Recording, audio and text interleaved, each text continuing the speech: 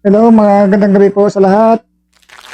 Magandang gabi po. Welcome dito po sa Leonardo Comments. Pag-usapan natin itong mahalagang issue tungkol dyan sa corruption sa DPWH.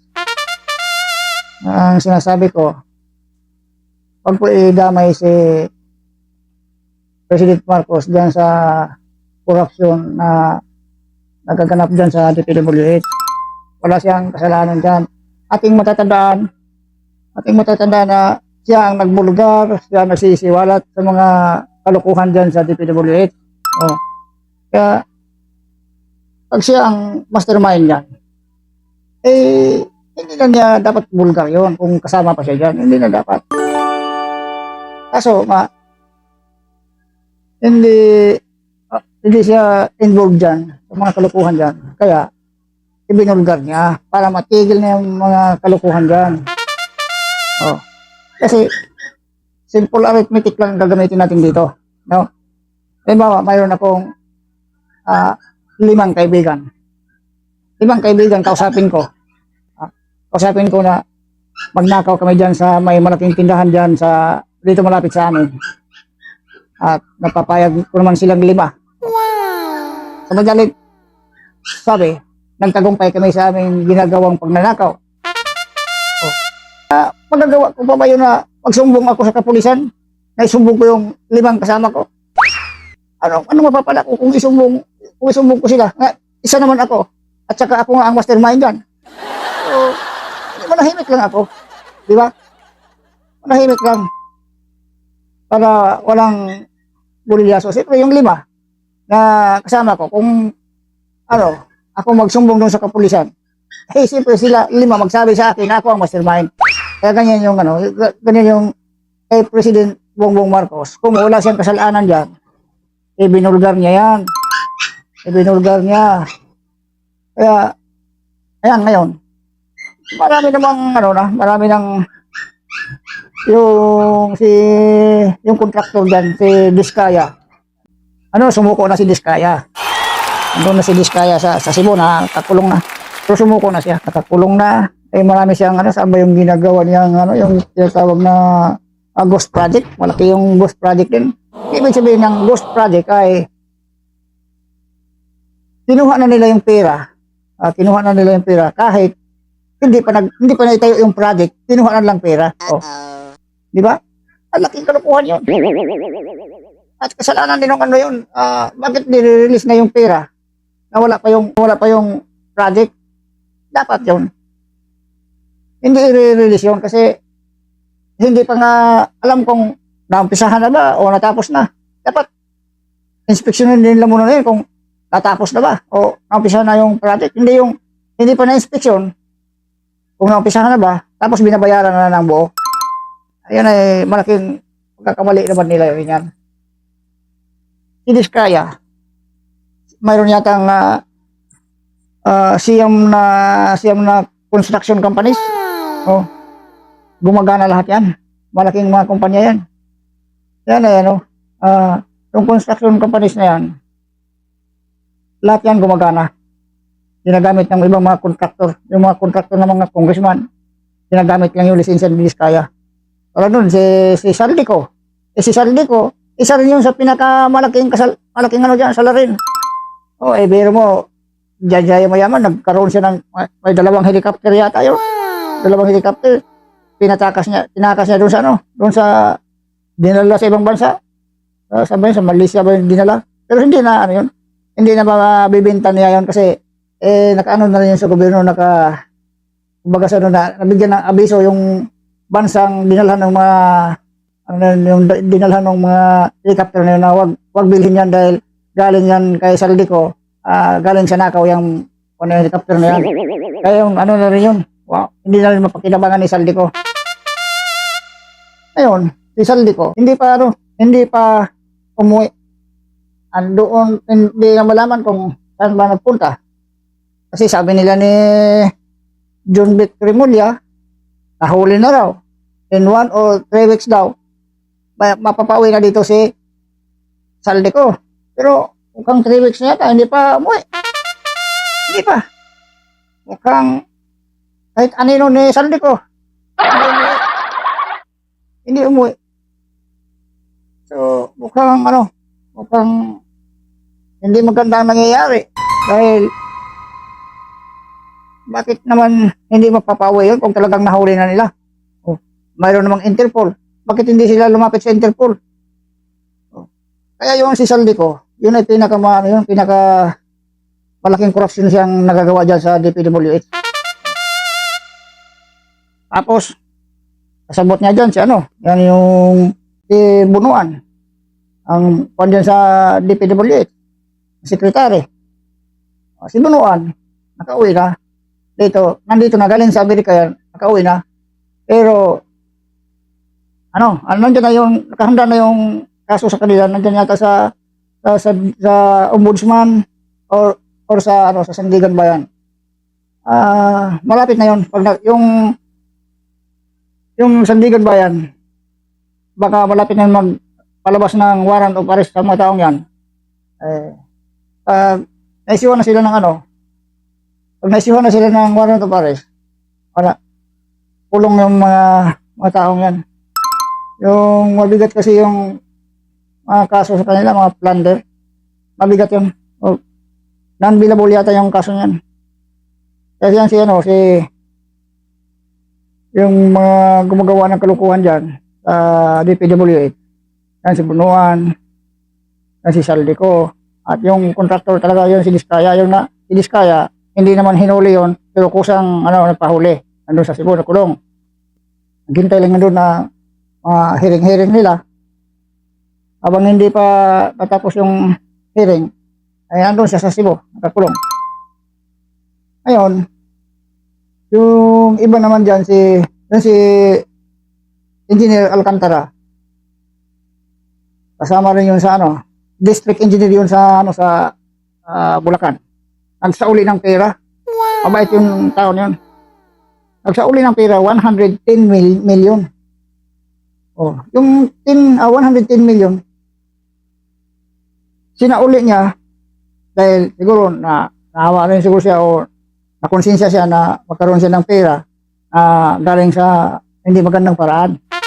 Isipin mo 110 million. Tapos after siguro 1 week, nagsauli din siya ng 87 million ba yun? Wow! Nagsauli din siya.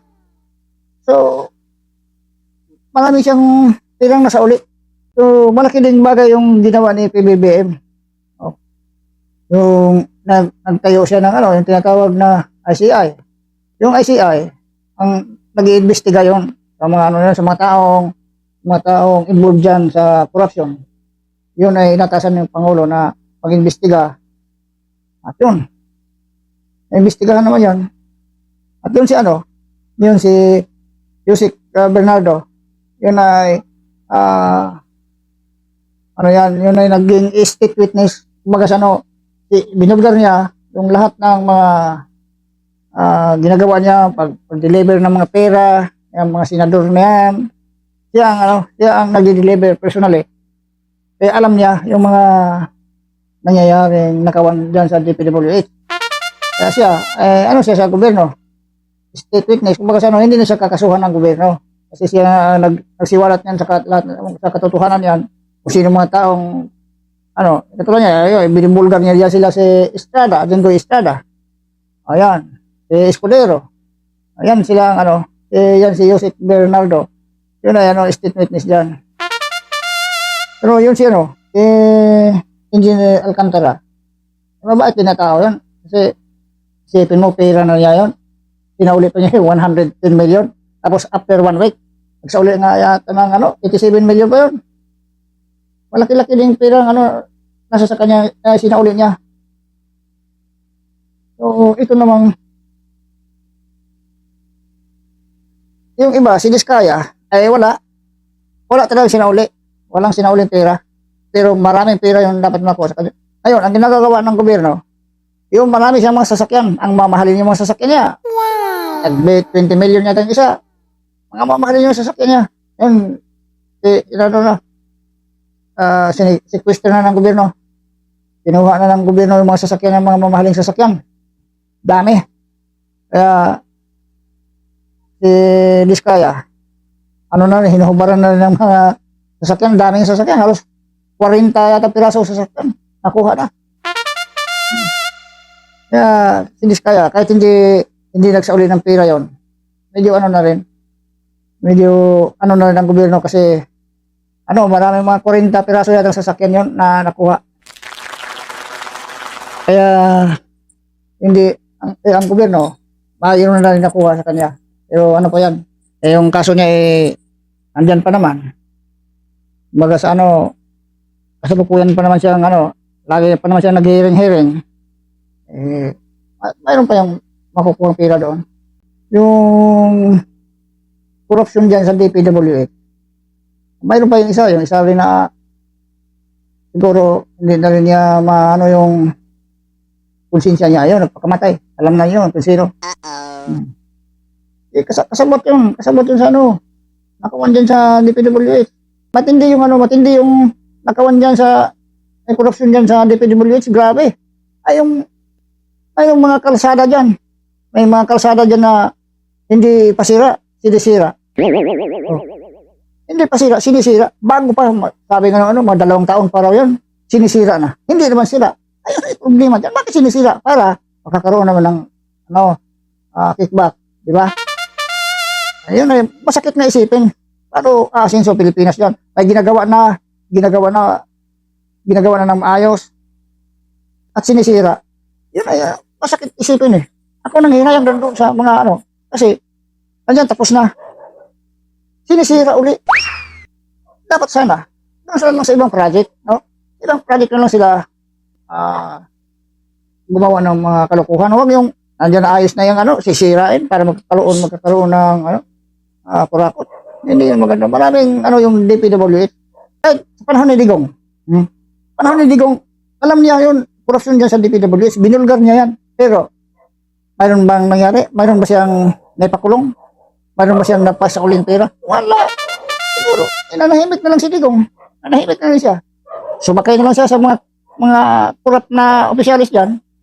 At pag na lang siguro, kung magkano ang hatian nila, ay gano'n na lang ginagawa ni Digong. Kasi wala namang investigasyon na katulad ngayon na nangyayari. Panahon ni Digong, walang investigasyon, walang napulong na politiko. Ganun ang nangyari yung panahon ni Digong. Kaya sumakay na rin lang siya siguro sa mga kurap na opisyal. Pero siya, alam na niya, binulgar na rin niya noon yan eh. Binulgar na niya yan na may korupsyon dyan sa DPWH. Pero wala rin siya ginagawa. Hindi na supil-supil yung corruption dyan sa DPWH. Mayroong ongoing na investigation dyan. Pero yung yung ICI, tapos na yata na sila nag-investiga yan eh. At nandiyan na yata sa ombudsman at sa Sandigan Bayan yung mga kaso. Yung mga kaso doon sa mga taong binanggit ko, ando na yun. Kaya hinihimay lang nila ng mabuti para maliwanag yung kaso at hindi mabulilyaso. Ganon yun. Diyan sa sasabi ko lang sa inyo, huwag na natin idamay dyan si PBBM sa tukol na sa korupsyon sa DPWH. Sabi na mastermind, hindi yung mastermind. Ano na nga sa sinasabi ko, kung siya pa nag-mastermind dyan na nakawan sa DPWH, hindi na siya isinumbong yan. Di ba? Ganyan lang kasimple yan. Kung binibigay ko sa inyo example kanina, kung siya pang mastermind yan, bakit pa isusumbong niya na kung siya rin ang mastermind? Dahil hindi siya ang mastermind, sinimbong niya para matigil na yung kalukuhan niya, nagpatayo siya ng yung tinatawag ng ICI, yun ang nag-imbestiga sa kaso nila sa mga korupsyon yan. Malaki trilyon ang wala dyan sa DPWH. Trilyon nila, yung mga ghost project na yan, yung mga kalukuhan nila. Isipin mo, yung ghost project, kukunin lang nila yung pera, hindi pa naitayo yung project. Wala pang naumpisahan. Wala pang naitayo. Kukunin nila yung pera. Ghost project ang tawag nila doon. Kaya, grabe dyan sa DPWH. Buti na lang, ang ating mahal na Pangulo, seryosong matigil yung mga kalukuhan dyan. Ayan. Yung iba, nagtayo na, yung iba ay nagsauli ng pera Yan, iba nakakulong. At marami pa yung mga senador na yon, yung tatlong senador, si Jinggoy, si Villanueva, si Escudero, yun, malapit na sila sa malapit na sa pintuan ng Sandigan Bayan. Nandiyan yung Sandigan Bayan, magpalabas na ng warrant of arrest sa kanila, wala na. Tapos na political career ng yung tatlong senador yon, sila Escudero, wala na. Hindi naman nanalo yan. Hindi naman nanalo. Basta yung tatlo na yun, hindi naman nanalo yan. Hintay na lang tayo sa sa mga sunod na buwan. Baka ang Sandigan Bayan ay ready na silang magpalabas ng warrant of arrest sa tatlo na yon at iba pa. Para masampulan naman talaga yung makakahuli naman tayo ng tinatawag na big fish. So, sana maliwanagan na kayo sa mga sinasabi ko. At maghintay na lang tayo sa mga susunod na kabanata, susunod na mga araw o buwan, matapos na yung yung mapapanagot yung may mga kasalanan dyan sa DPWH. So, para sa aking mga viewers, mga subscriber, maraming salamat po sa inyo. Maraming salamat po. Magandang gabi at mabuhay tayong lahat.